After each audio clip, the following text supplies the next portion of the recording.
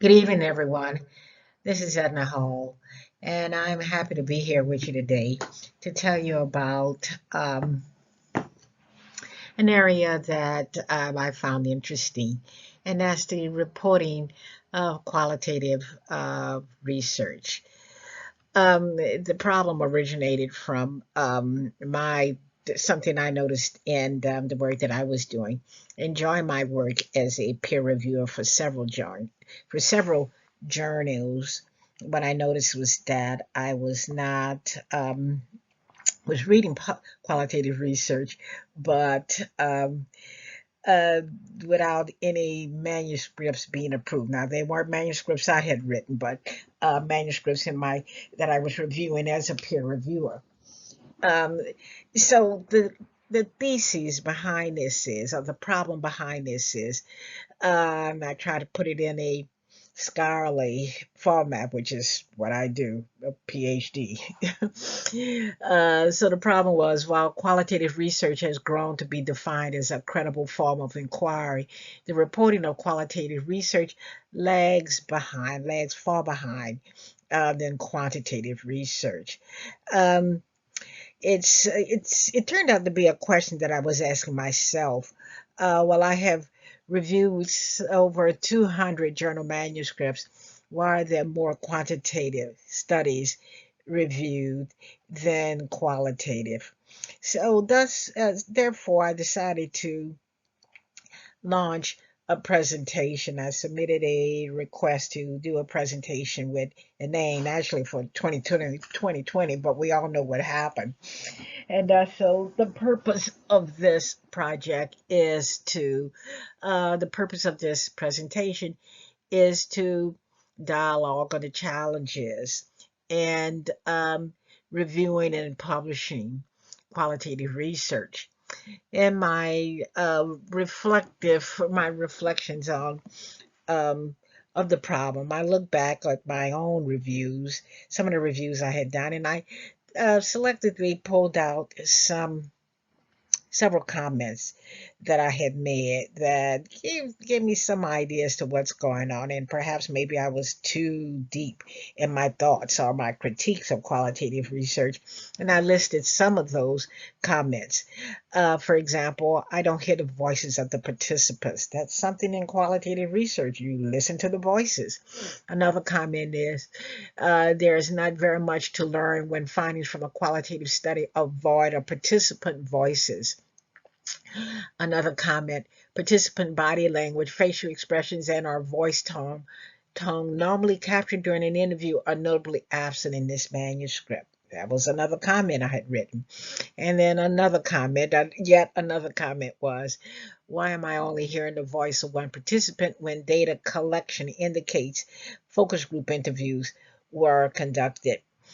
The bottom line is that I wasn't pleased with my own critiques of qualitative research. What did I do? It, of course, like any, I guess you can say any PhD, I turned to the literature. And there are papers written on the challenges, but I was looking for a deeper answer.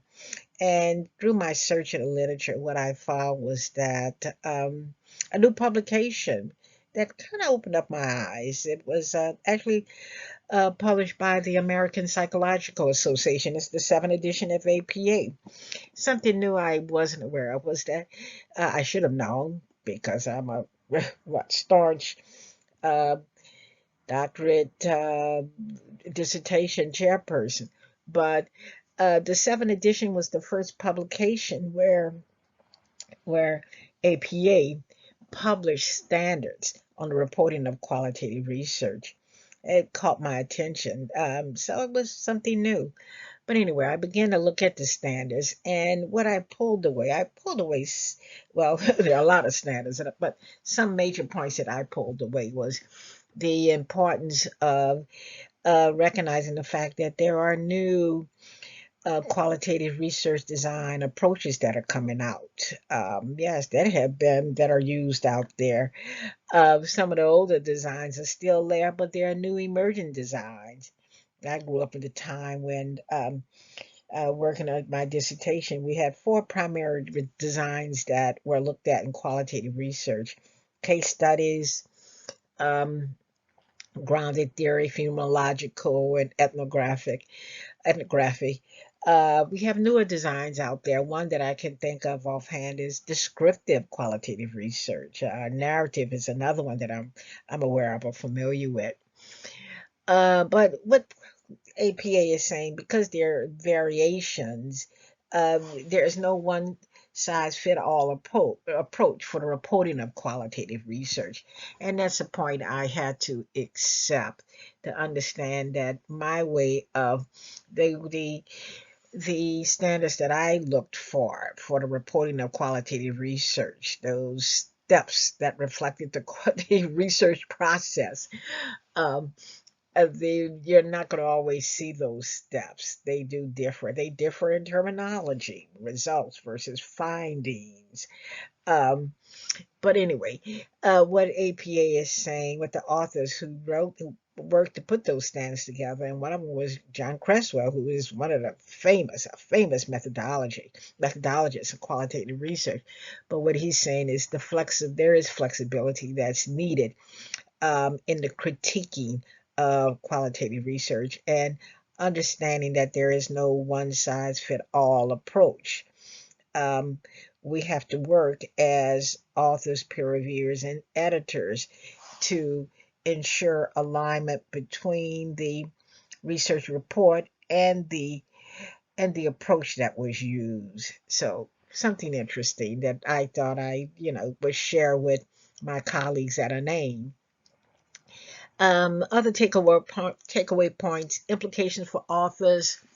Um, what I suggest for authors is that don't undertake qualitative research unless you have a background in it. That's a biased point of view. Not everybody agrees with it. That's okay.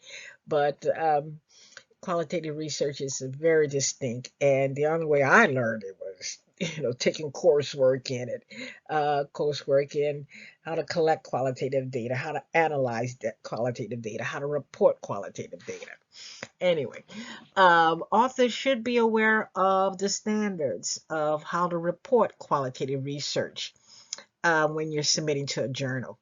Implications for reviewers. Reviewers like myself, be guided by the journal article reporting standards. Variations in approaches are out there, and again, there's no one size fit all approach. I would also tell reviewers to stay abreast of emerging qualitative approaches. And by all means, don't be afraid to be flexible in your critiques, and understanding that there is no one size fit all approach for the reporting of qualitative research. My message for editors: be aware that of the standards for reporting of qualitative research. By all means, know who your peer reviewers are, who are knowledgeable in qualitative research. Yes, know who those people are. I would also encourage editors to know the particulars of the new reporting standards. Um, Look at your publication information, or information for authors, and ensure that those standards are what reflective of what APA is saying. And by all means, be flexible in your thinking when it comes to the reporting of qualitative research. They do differ. Well, I think I've exceeded my 3 or 5 minutes that we were allowed. What I'm going to do is stop and welcome and encourage you to, do visit me at my folder on Monday, August 3rd. I look forward to talking to you about qualitative research and the challenges that you face. Thank you.